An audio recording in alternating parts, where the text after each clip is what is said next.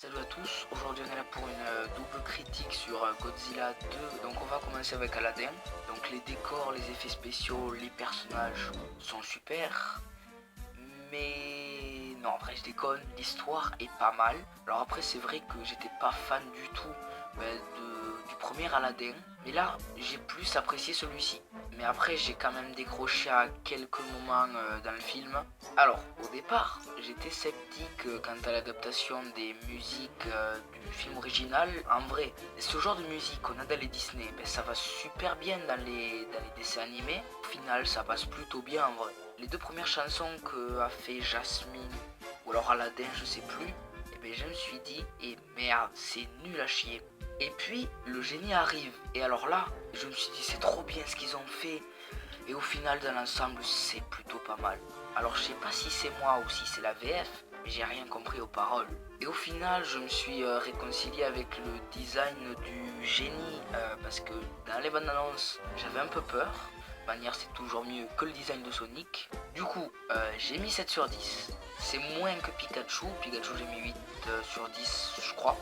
Mais j'ai quand même passé un meilleur moment devant Aladdin. Et donc, je préfère Aladdin à Détective Pikachu. Et du coup, j'ai plus rien à dire dessus. Donc on passe à Godzilla, le roi des monstres. Alors vu les bandes annonces, j'avais peur que le film soit trop centré sur les combats ou l'action plutôt que sur les dialogues.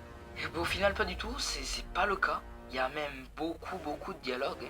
Alors, si vous aimez les bombes dans ce film, vous allez être servi. Il y en a pour tous les goûts. Alors il y a une bombe anti-oxygène, il y a une bombe qui permet de booster Godzilla. Il y en a presque sur tous les plans d'action.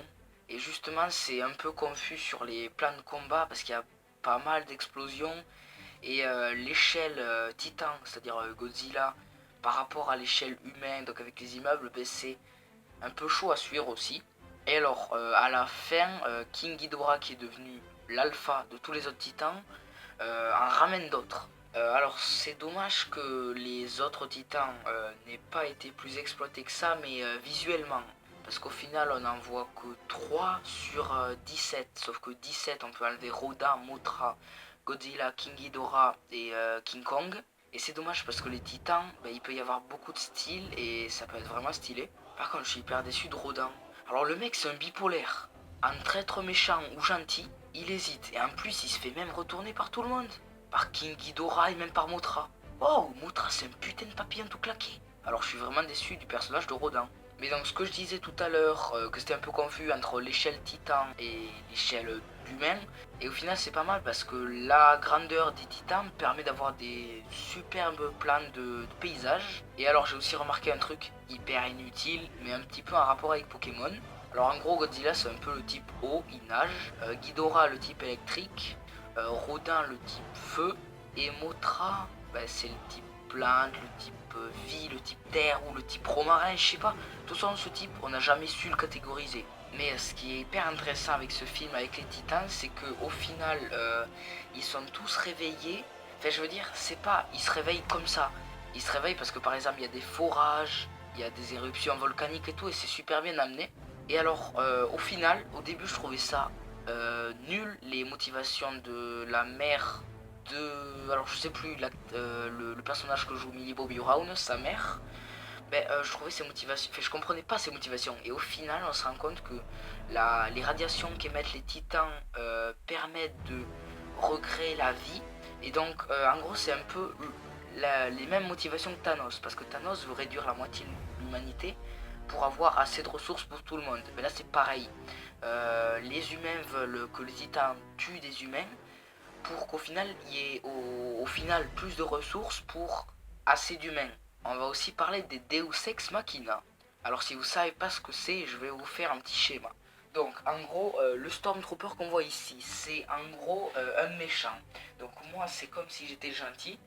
Et donc là il y a le méchant qui arrive et qui m'attaque. Sauf que le Deus Ex Machina, c'est en gros un personnage ou un événement qui permet au héros d'être sauvé. Donc en gros c'est comme si le Stormtrooper m'attaquait et que là t'as BB-8, donc notre héros normalement, qui vient m'aider au moment où j'étais en position critique, au moment où j'allais mourir. Du coup au moment où le méchant attaque, t'as l'autre gentil qui arrive et qui plaide en quelque sorte, et ben les Deus Ex Machina, il y en a trop, mais vraiment trop. Il doit y en avoir 3 ou 4 et c'est vraiment beaucoup pour un film. Et donc comme je le disais, c'est tout le temps les humains, et les humains qui font tout le temps partie des combats entre titans. Et en fait, ils auraient pu ne pas être dans les pattes des titans.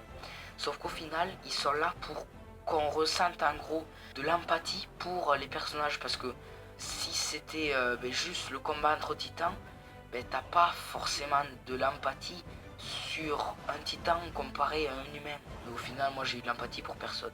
Donc cette double critique est terminée.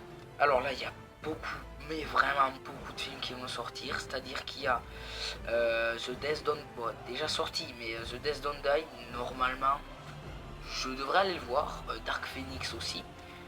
Men in Black 4, le film nul là, je vais aller le voir normalement. Après Brightburn, j'ai déjà expliqué dans une précédente vidéo.